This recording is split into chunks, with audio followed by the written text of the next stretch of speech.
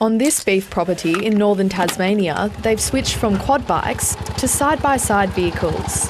They're a little safer. They do have similar challenges of a rollover risk, but we like the ability to put a seatbelt on to mitigate against that. But it's really important that you still wear a helmet when you use them. As a farmer and chair of Farm Safety Australia, Felicity Richards walks the safety talk. We need people to be making decisions that keep them safe when no one's watching and when the pressure's on, when you're tired. Dairy farmer Paul Bennett phased out quad bikes 15 years ago. But as the bikes have got more powerful, we believe they're inherently unsafe for our staff to be on.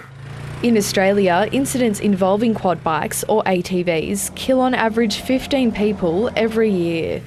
They're the leading cause of accidental death and serious injury on Australian farms.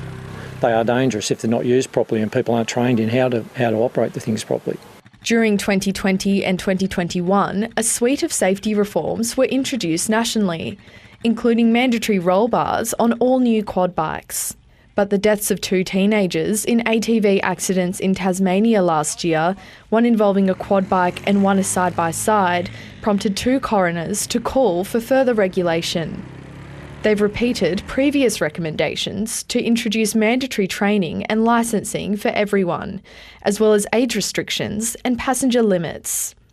Training and passenger restrictions are already compulsory in workplaces, but not for recreational riders on private property. Farming users aren't convinced more regulation is needed. I actually don't see how it can be enforced because until there's an accident, and that's when enforcement comes in and the regulation will really hurt people, but it's too late then. People have to be proactive and make the workplace as safe as they can. Farm safety experts want a shift in attitudes. We want to be pushing the training side of things, so if you're a farmer and you've got a quad bike, make sure your people are trained, make sure they're wearing helmets. The government says it's unusual for it to intervene in the use of equipment on private land, and it does not intend to mandate training, licensing or passenger limits when quad bikes are used on private property. Sophie Jaggers, ABC News.